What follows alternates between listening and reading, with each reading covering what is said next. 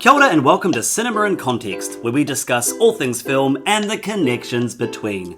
My name is Jeremy Downing. I'm Sarah Watt. And I'm William Chen. And each month at Cinema in Context, we discuss two films, one current and one retrospective with some connection. It could be the same director, the same actor, or a similar theme. This month we are discussing Send Help, which came out very recently at the start of 2026, and Misery, which came out in 1990. The connection being they are both films that deal with a male and female protagonist, where the male is incapacitated? Yes. Yep, and the female cares for him in a potentially sinister way. Is that right? Yeah, that's about it. Nice. Cool. Please be warned, we will be spoilering both films, and both films have some great moments to be spoiled. Definitely go see both of them before you listen to this. Yeah, I agree. All right, William, give us an overview of these films. Where are we at? All right, guys. Okay. Here we go.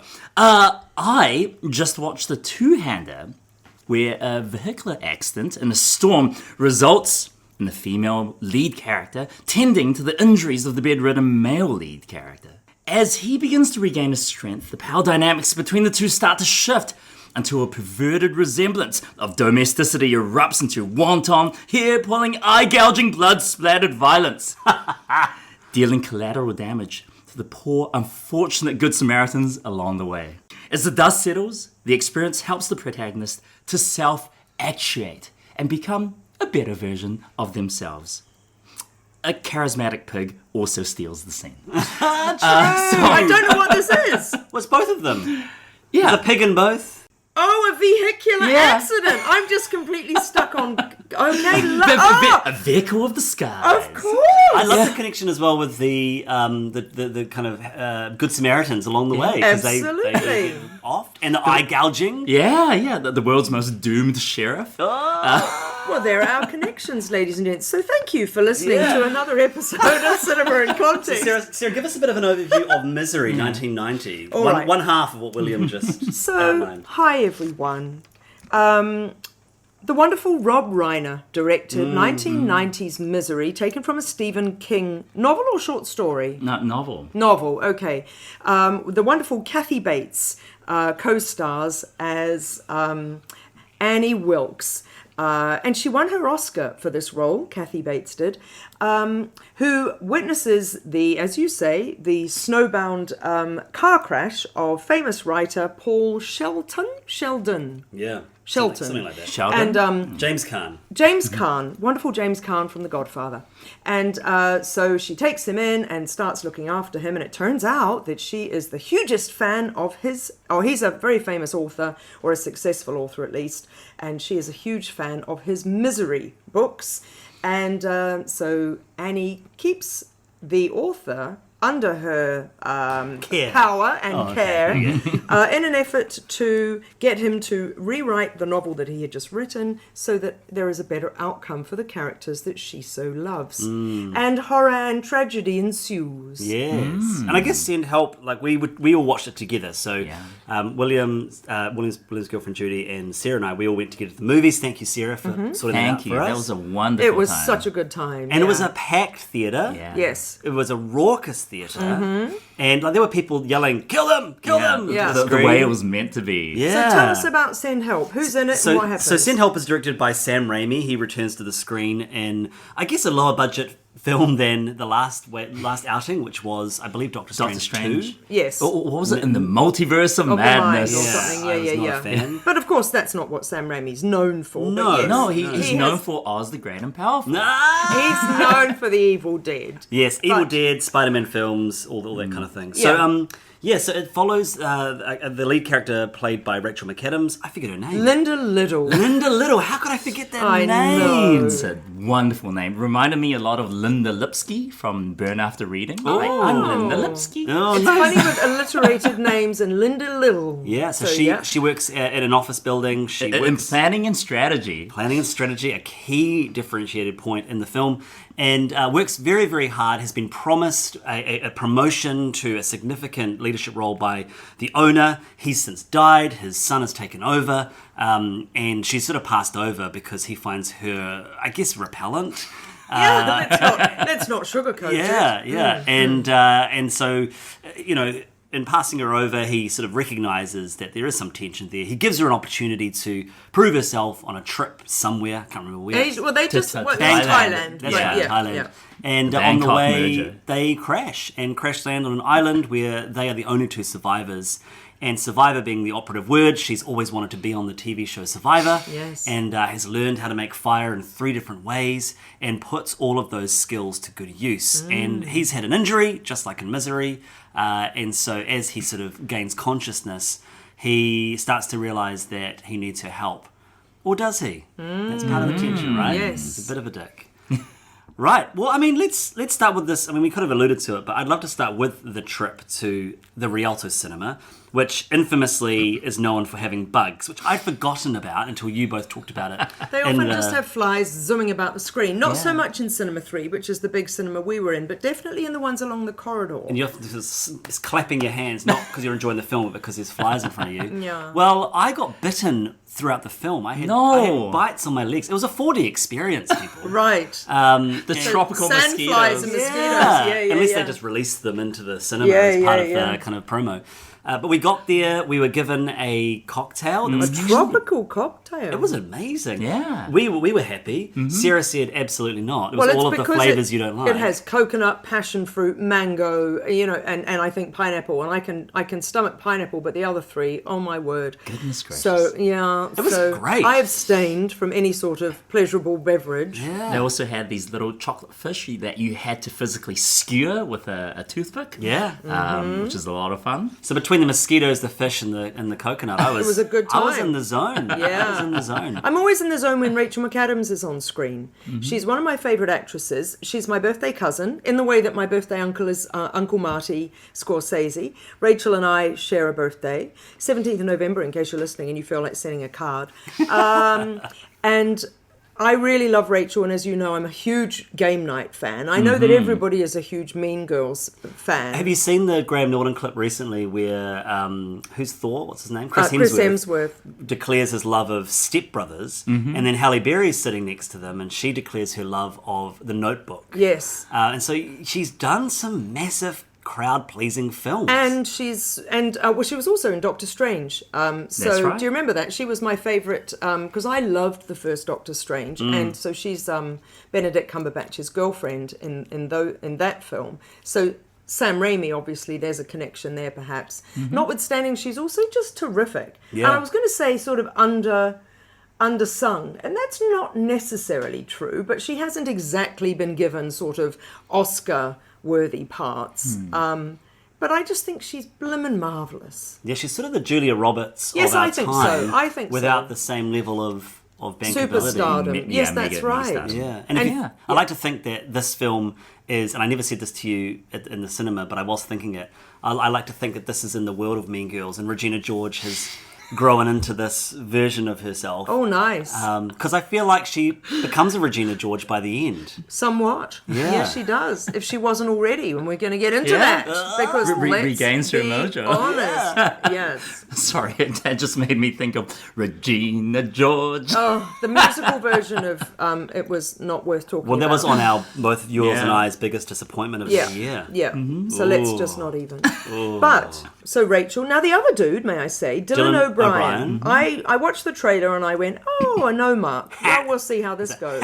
Oh, yeah, I love that. I forgot that he was in Maze Runner, and he was perfectly serviceable in Maze Runner. He's but the who cares? Katniss Everdeen in Maze Runner, isn't Yes, he? he is. The Jennifer Lawrence of it all. Yeah, and yet he ain't no Jennifer Lawrence. But he was really good in Send Help. And he really held his own alongside Rachel McAdams. Yeah. And like you said in your intro, William, a two-hander. Yeah. And yeah. they are equally weighted. It's a fun rivalry, isn't They'll it? they will have done almost a heated rivalry, but not quite, no. But they'll have done a chemistry read as well, won't they? For sure. Because you know how quite often they do chemistry reads for auditions and that. If you're going to have a film that is largely two people on an island, then you need to know that they work on screen together, right? I've heard different theories with this. Some actors, you're absolutely right, Sarah, it's a very common thing, but I've heard some actors being like, oh, what a load of rubbish. We make it work. Because I know that, what's her faces and what's her face, Ariana and Cynthia did not meet you did all this audition work. Wow. Yeah, Okay. but they're Individually, different. and then they just put them on screen together, and they had incredible chemistry They both on did. and off screen. They did, but I think that's sometimes when magic happens. But I think no, But I mean, yes, but also though, okay. I don't know the answer to your question. No, I totally hear you. But I feel as though, because also that one of the important things both in Misery and in Send Help is that we don't really know for sure, is Linda kind of falling for him? And so therefore there has to be, and given that he was really horrible to her, and she's not thick, and she's quote unquote better with numbers than people, but she does start out ditzy in the office, doesn't she? Almost, yes, naive and all that, and the tuna fish on the corner of the mouth. Amazing. The Simpsons film of it all. Yes. It's like the extreme close-up. And the noise. Oh. Yeah, and that's when you know that Sam Raimi is back, baby. Yeah. But so in a way she's definitely socially awkward, but she's not entirely stupid, and neither is Annie Wilkes. Annie Wilkes says, "I love you, Paul. I know you don't love me. Don't even say it, but da-di-da-di-da." I love as well that you talked about at the start about one of those protagonists self-actuating, and it's the flip, isn't it? Yes. Because, Yeah. of course, in Misery, Annie Wilkes is the villain Yeah. of the most Stephen King of kind. Yes. And whereas Linda's character, Liddle, she starts off, we are so on side with her. Yes. She's talking to that bird, which of course becomes a proxy for Dylan O'Brien's character later. But she's talking to them, we've kind of fallen in love with her, and at that moment where she sees the boat and she chooses to not be saved. Yes. I went, oh no, is the movie getting me off side with her? And they keep you on side with her because he is just so terrible. Yeah. But But didn't you feel, and I'm sorry to interrupt, but No, not you're really, but also not sorry, as I've said before. No, but also, she wasn't just doing it to cause him pain, but she was being selfish to the extent that she was like, I really like this life here, right? So it wasn't just, it was slightly different from Annie Wilkes and Paul Sheldon in that she's not hoping that they don't get rescued because she's doing something nefarious. She's hoping they don't get rescued because she really loves the life they have and she likes the power dynamic and she's her self-actualized person and all that, right? Slightly different. Well, the movie takes that and pushes it to its logical extreme, right? Right. Where she starts committing multiple murders. Yes. Yes. And then you're like, oh, where do my sympathies lie? Absolutely. But then, of course, you get to the finale, which is, spoilers for Triangle of Sadness, ladies and gents. Yeah. But it goes full Triangle of Sadness. It really does. And then you're like, wait, so who am I rooting for? And I think I had this moment where I was like, oh, this movie's only going to satisfy me if she ends up becoming the CEO, because actually she's exhibiting all the psychopathic kind of qualities. impulses that he really does without murder. Yes. And it does a version of that, which I was really satisfied by. And it's like, I think about Tarantino. Well, I think about Tarantino a lot, but I think about his words, and he's like, that moment in movies where the hero has the chance to shoot the villain, and they decide not to show them mercy, and then the villain does something crazy, and then they have to shoot them out of self-defense. It's like, just shoot the villain, and it's like, no, I want her to just go back and be the winner. Like, there's enough. You've done enough in this movie for me to still like her, and for that to be the dark, funny, comedic ending that this film deserves. And she does thrive as kind of the villain by the end, right? Because it's completely flipped. You have her as the evil overlord looking through the security cameras, and he's there trying to defeat the final boss. And it's like, oh gosh, the movie is very far away from where we started. And that wonderful cut where we don't need to see the golf club going into the head, but just that cut to the golf ball, and of course she's learned golf. Yeah, what a great ironic ending. Because he said, you don't even play golf or something, doesn't he? Like, but hang on, did you ever root for? Bradley. It's Dylan O'Brien's character. Did you ever want him to win? I think so. I think so as when well, he finds out his fiancée has been dead in the sand with her horrible arms sticking out. Oh, so good. And then he has that scream of rage. It's like, okay, so that comes from a very, very grounded place. Oh, I didn't really mind that. And I think it's because I didn't take their relationship very seriously. Aren't I mean? I'm like, nah, this isn't a proper relationship. I think so, though. I think he not fully, but it definitely was complicated enough for me to be like, oh, I don't know where my allegiances are for that period of the film. And then it slowly shifts again. Also, I said this to you both when we'd watched it, but there was some wonderful acting in this. So you mentioned his Yeah. acting, and then her acting when she's talking about her husband. Yeah. Was It's really good. impressive, and I think really well pitched for what the film is doing, especially at that moment. Yep. And it's kind of the what's Brad Pitt's character's name in Once Upon a Time in Hollywood, where we're not sure whether he's killed his wife or not. Right. It's that same sort of Yeah. energy, isn't it? Where Yes, she's put the keys out. Well, so I have to say, I Googled last night because I'd thought of it already, as we all had, because obviously we matched this with Misery. Did Sam Raimi intend? No, apparently Sam Raimi didn't, and he loves Misery, he loves Rob Reiner, he absolutely rejects the assertion that these films were designed to be related, and yet here we are at Cinema in Context bringing all the connections to you, and that's fine too. And to be fair, Sam didn't write the script, someone else did. I didn't go back as far as to say, did the author of, did the screenwriters of Send Help intend for it? But if you think about it, obviously, Rachel McAdams has this somewhat mysterious death of a husband, but actually she is somewhat implicated in, but not really, because you can look at it from a moral angle. But she knew what she was doing. That's right. You're right. It's morally ambiguous. But she was putting them there for him to hurt himself. Absolutely, but she was also doing it as a victim of domestic violence who needed to be free. And I think most of us would go, yeah, all right, mate, fair enough. It's still ultimately he who chose to pick up the keys and drive the car. And then, of course, you've got Liddle, Annie Wilkes with her considerable history of murder.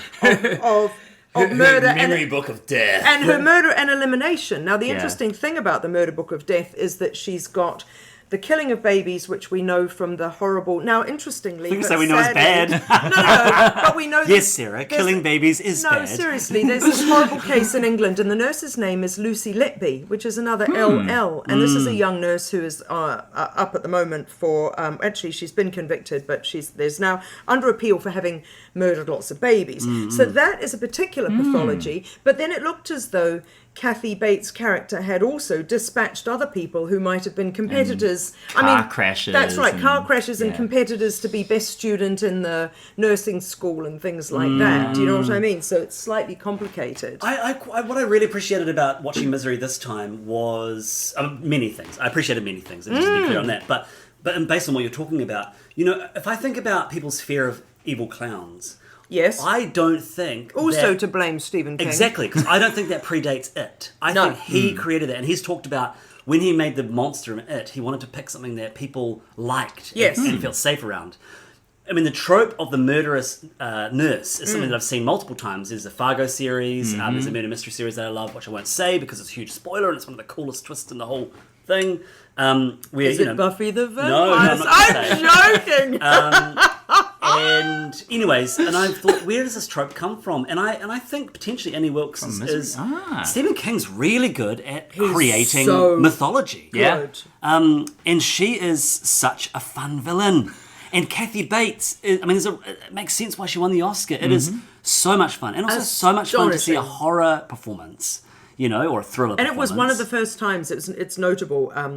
That it's one of the first times that the Oscars have acknowledged a performance in a horror thriller film. genre, yeah. So that was unusual for that genre. I mean, I think about, again, I brought it up before, but I think about Sigourney Weaver in Aliens, nominated, didn't win, but I mean, and it's the only nomination the film got.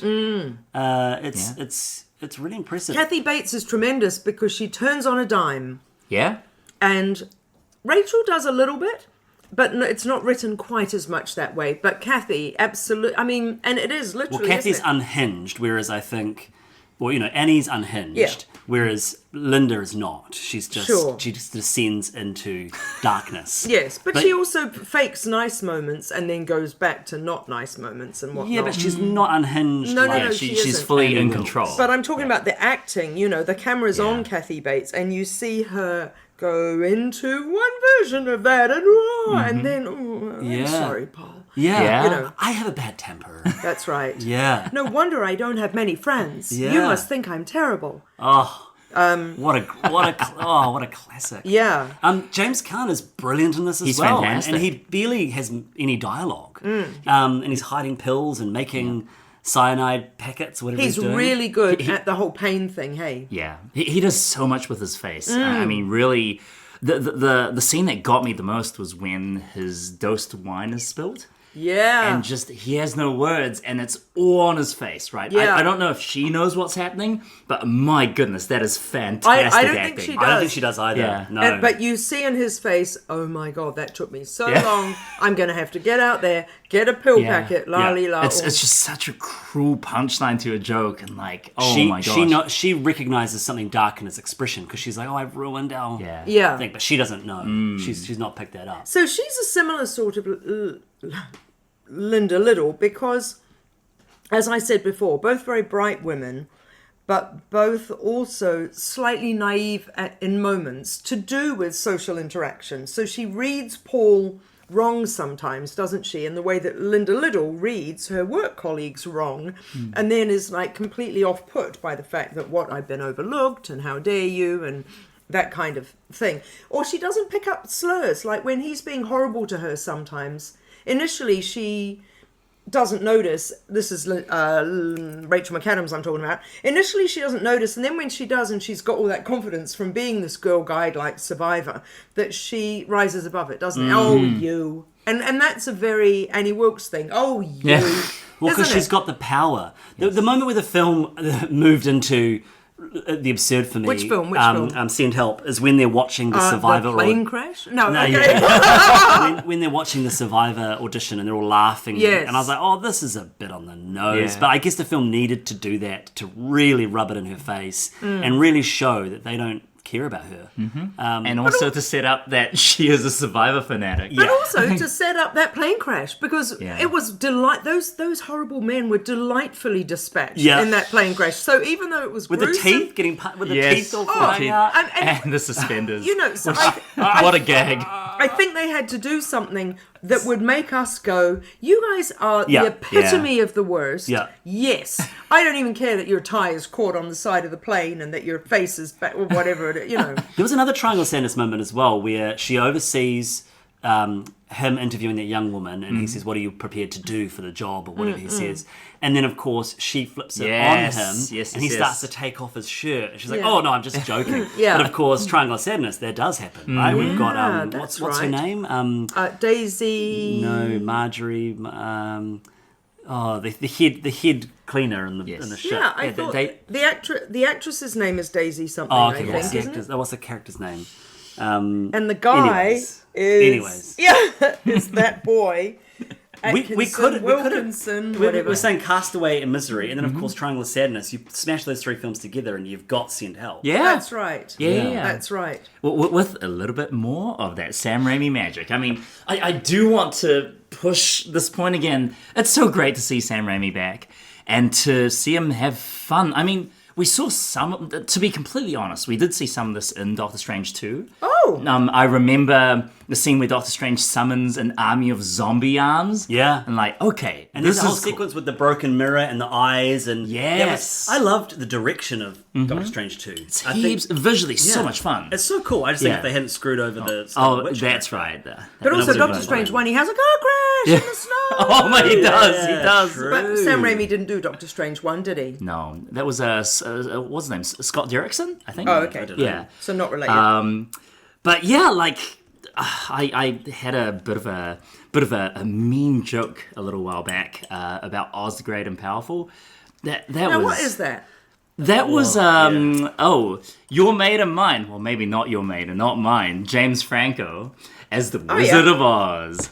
And there's three babes after him. And who's it? It's Rachel Weisz, it's Mila Kunis, and Michelle Williams. Michelle Williams, yes. So Michelle Williams is Glinda. Yeah. Rachel Weisz is effectively the Miss Marable, but she's not. She's someone else. And then, spoiler alert for average film, Mila Kunis turns out to be the Wicked Witch of the West by the end of it. So is it like an update on The Witches of Eastwick, but kind of Wicked located by way of in Wicked? Oz? Yeah, it's Disney's Wicked. It's very Wicked coded. Yeah, without being directly Wicked. I just remember watching it at the movies going, I can't believe Sam Raimi made this. Like, there just aren't any of his fingerprints. You think back to, not even the Evil Dead movies, like Spider-Man 1, 2, and 3, and how many iconic moments that in the hands of any other director would just be a dialogue scene or like shot, reverse shot. And then Sam Raimi adds so much life to these proceedings. It's like, you gotta have someone like like him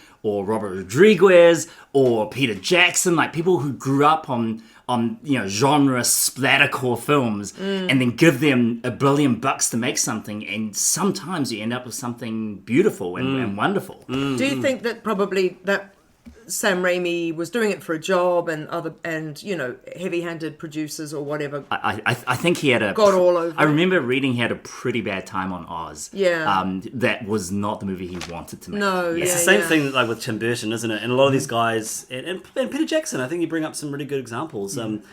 Peter Jackson's experience with The Hobbit was different for different reasons, but they have these experiences, and then I think it's not a coincidence that they don't make a film for ages, because those experiences really hurt them. That's true. Like Tim Burton said, he almost gave up on making movies after Dumbo. Absolutely. And it wasn't, what was the film he made? He came back and did Wednesday. For Wednesday, yeah. And then he did the Beetlejuice film, which he loved, and it was great. It was such a good time. Yeah.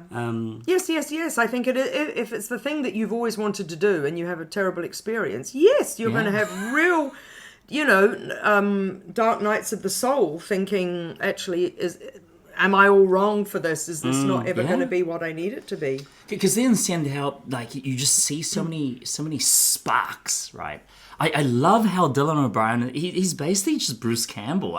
Like you said before, that Yeah. and there's such amazing comedic timing sometimes with that guy. The scene where Rachel McAdams leaves him on the beach, and you have the time skip. Oh yes, and he's like, I don't even care. I care a little. Where are you? Yes, that was nicely done. Like he plays such a, I guess, a relatable doofus with a dark edge. That's like, I don't know, but I can't help but feel sorry for the guy sometimes. Yeah. He's very likable. And it's great. Afterwards, I don't realize we're watching the film, but Bruce Campbell is his dad.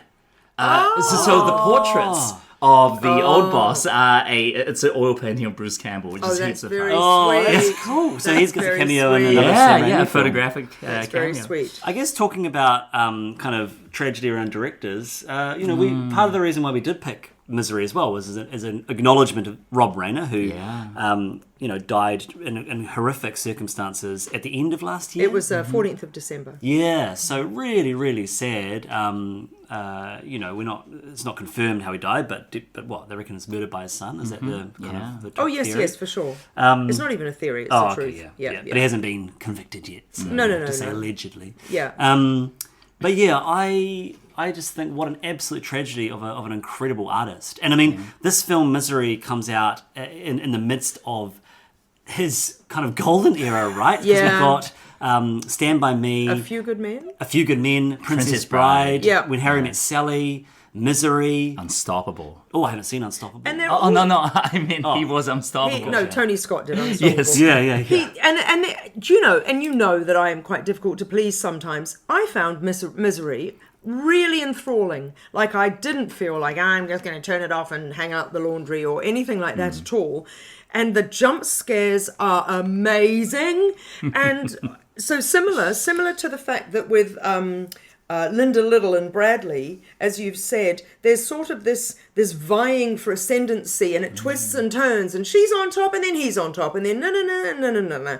Very similar with, obviously, Annie Wilkes and Paul Sheldon, because just as you think he's all going to be all right, something happens. And just as the sheriff is at the top of the stairs and says, Mr. Sheldon, bang, and he's dead. And you just have these highs and lows. And that's how movies were made in the 90s. That's a repetition as well of The Shining, isn't it? Because you have the same thing happen where... just as you think you're going to get saved. Well, the head caretaker who can also shine as the kid can. Yeah. He's communicated to by what's the kid's name? Tommy? No, what's his name? Danny.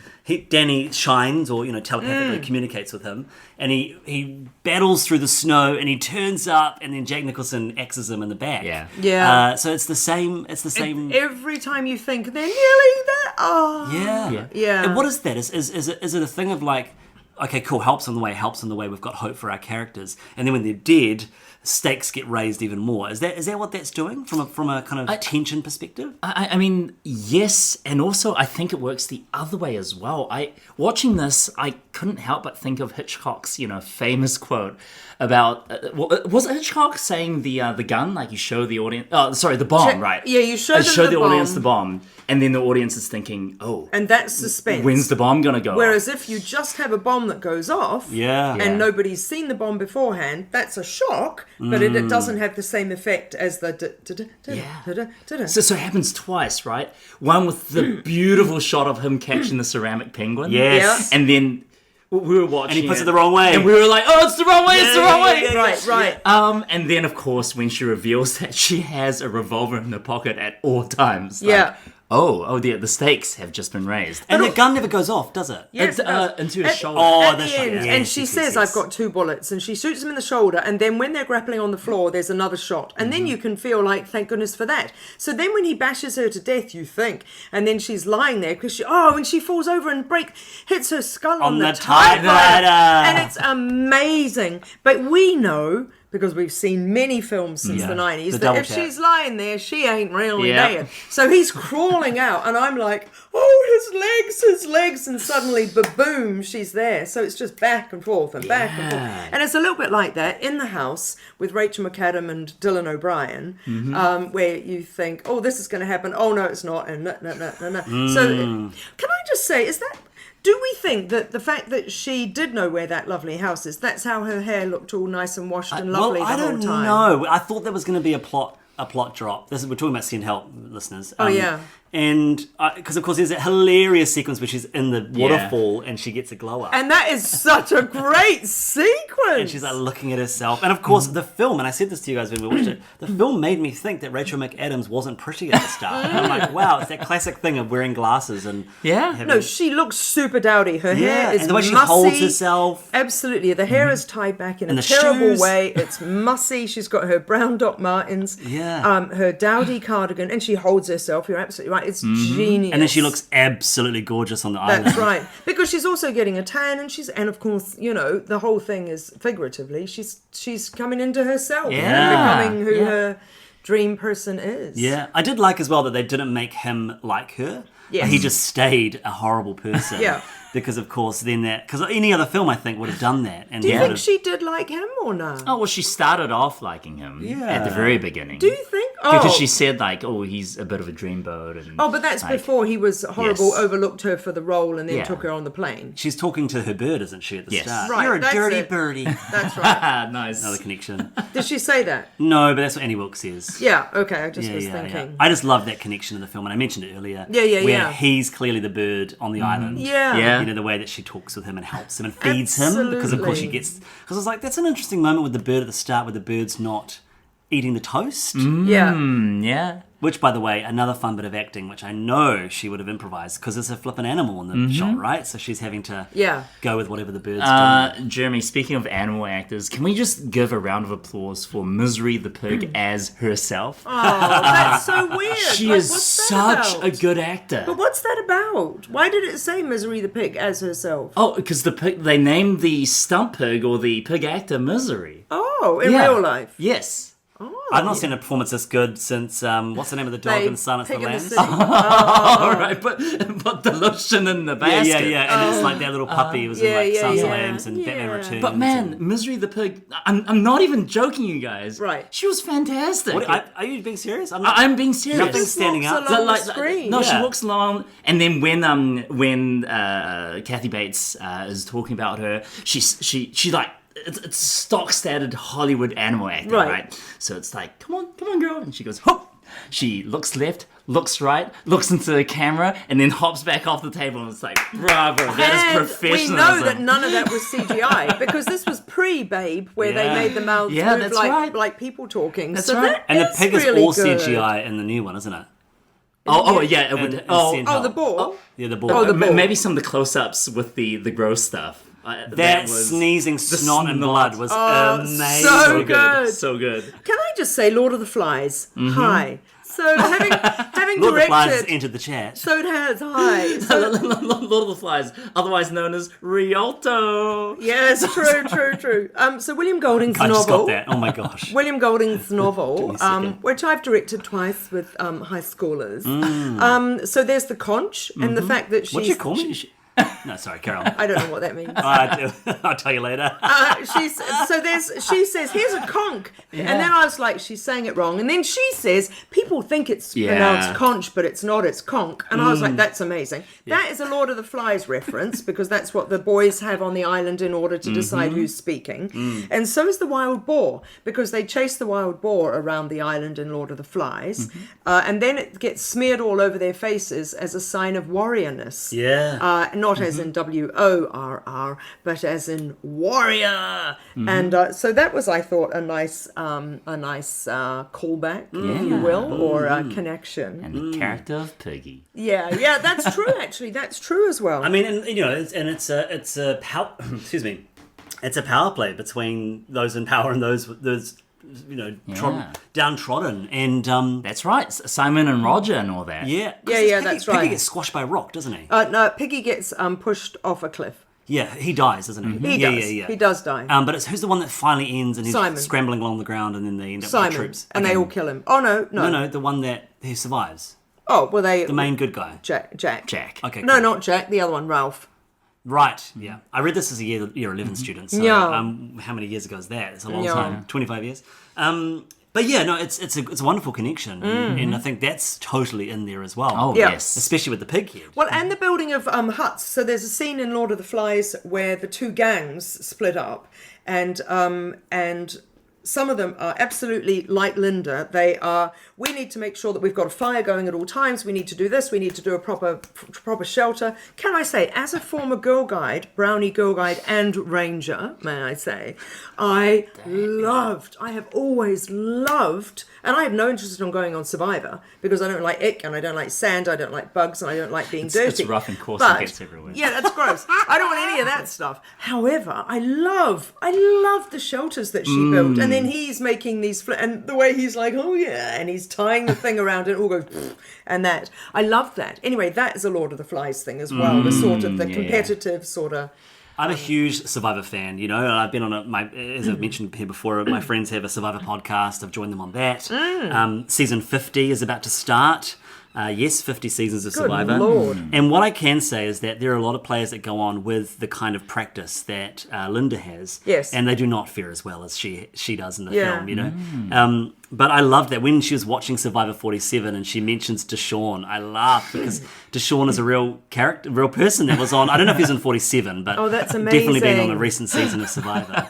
And of course, the thing is, yes, you need some set skills, but you also need to be adaptable. Yeah. And if you can't improvise when you're in a scenario where, oh, maybe you don't have the, you know, it's great that she knows the 3 ways that you can start fire. Speaking of which, in Misery, he lights a match with just a match.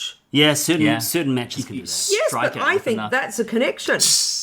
Because he's not all like, oh, I'm going to need a rock to fling it on or whatever. Anyway, I just thought that was... It's only a small connection, guys. It's only a small It's a connection. great setup, because at the start of the movie, with this single cigarette and match, I'm like, oh, this yes. this is a plot device. Yep. And the glass of Dom Perignon. Yeah, I that's didn't. right. It was not Chekhov's cigarette and match for me. It wasn't. For me.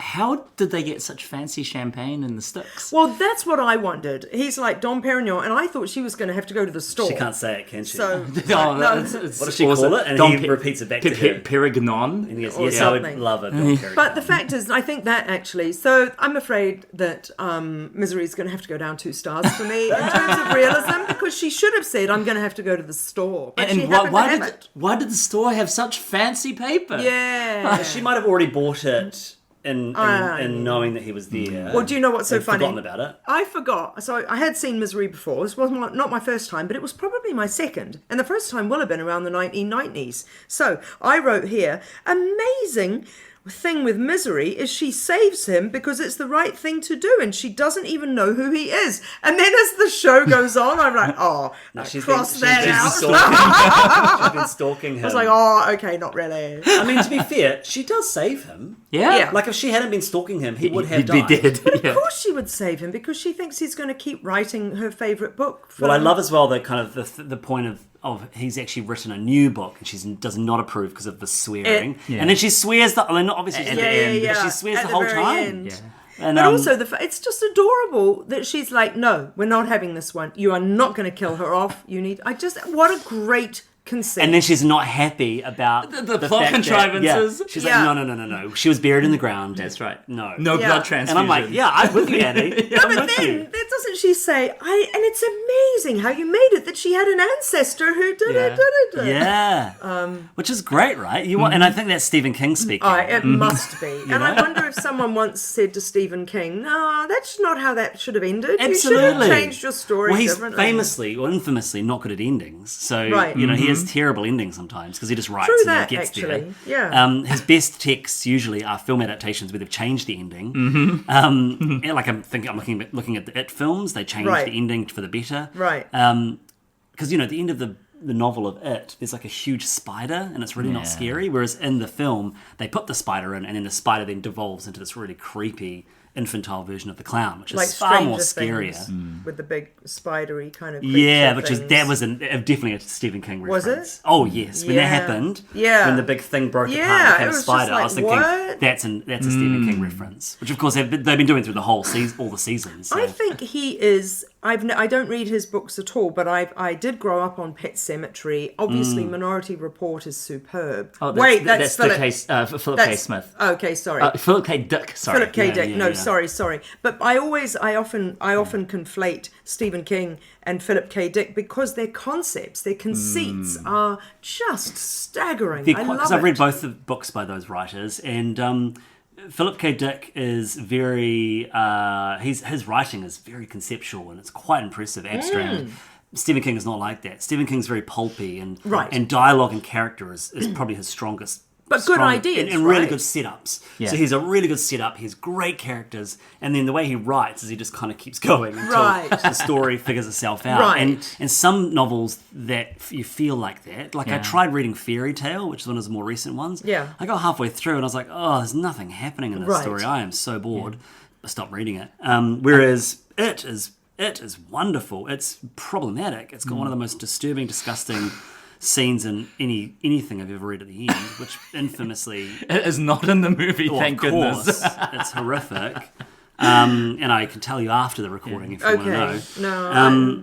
Yeah. I think that's why, for me, Stephen King's short stories are way better than his longer works. Like, some of his short stories are fantastic. because he can find an ending. Yeah. Like the original Lawnmower Man, or speaking of a really, really strange adaptation. The short story The Jim is... Caviezel film, do you mean? the one with all the weird CGI, Yeah. Well, I think CGI was new, and they were like, let's play with this new toy. But I've anyway. read the short story where the guy crash lands on an island, to stay on theme, and all he has is a whole lot of cocaine, and he ends up taking the cocaine because he's injured his leg.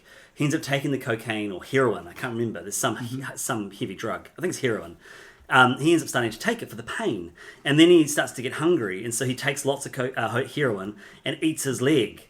And then there's diary entries, and he's just taking more and more heroin, and his diary entries are getting more and more out the gate, and he's eating more and more of his limbs. Yeah. And the end of the story is his final, almost indiscernible entry where he's going to eat his other arm. And that's the end of the story. Well, that is a great ending. Yeah. Because then you don't have to worry about it. Yeah. So he just ate himself to death and Except high that, on heroin. Except that, I suppose, you know where it's going. I think one of the cleverest things about Misery is we're subverted the whole time, as we've said. We think that when the old dude, the sheriff, comes back, because he says, I'd like to visit you again, if I may, and he doesn't speak like that. And she said, well, that would be delightful. She's so good, isn't she? At Yes. going, Oh, look at my manners. And the fact that she's like, well, I went straight down there and I thought, God said I need to carry out. She has this whole It's all set story, up. It's all a set whole up. alibi. But anyway, the fact that he comes back and there are a lot of films from the 90s as well, thrillers, where the cop comes back and they do save the day and there's a shootout. The fact that she shoots him in the back of the eye and you're like, And this is before Silence of the Lambs, isn't it? It's 1 year before, which of course a version of this happens where the famous ringing doorbell, Yes. FBI. yes. I also loved as well the depiction of older couple romance. I like when they include that. And you've got the kind of sexual energy between the sheriff and his wife. And, Yes, and she's they're sort a of, lovely couple. and she's instigating things, and he's like, when we're on duty, you're my deputy. And the fact that he says it's that kind of spice that keeps this marriage interesting. And Instead it's of quite just sad, going, you guys. honey, you shut your face. Yeah. You know. I So know. he's Richard Farnsworth, who was in A Straight Straight Story. Story, David Lynch. And he died, I looked it up, he died in 2000, 10 years after this film. But did you know James Caan only died in 2022? Wow. I thought he'd been long gone. Yeah. Did you know he's Scott Caan's dad? I didn't. I don't know who Scott Caan is. Oh, he's an actor that if I showed you his face, you'd go, oh yeah, that guy. Wait, Scott Caan's in Ocean's 11, Yes, right? he's in Ocean's 11. He's one of the 11. Yeah, he's one, yeah.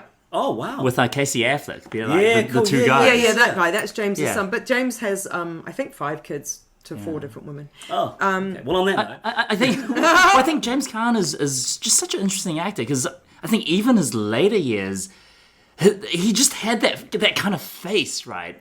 Sort of ageless, like he's Elf. Yeah, exactly. He was playing a dad in Elf, and that's what was he? He was in his early 70s, right? Yeah, Like, and he's got a vitality about him, doesn't Yeah. he? He didn't. I looked at the pictures of him, and he didn't start looking real old until the absolute end. Yeah, I think he died at 82. Okay. And Kathy Bates is now 77, and She's doing well. She's Yeah. she's on TV, and she's Matlock, yeah, and she's tremendous. she's getting nominations again and things. yeah. All right, team. Let's do final thoughts. Who wants to kick us off? all right. Well, this unfortunately was my first time watching Misery. Wow. Well, not unfortunately. Well, right? yeah, not exactly. It was heaps of fun. It was like the ultimate HBO kind of movie. You know, Yeah. you would put it Yeah. on, Yeah. and it would be in the background or the foreground, doesn't matter, and you just go along with it because it's so engrossing. Absolutely. A little bit episodic, but you don't really mind because you want to know how the story resolves itself.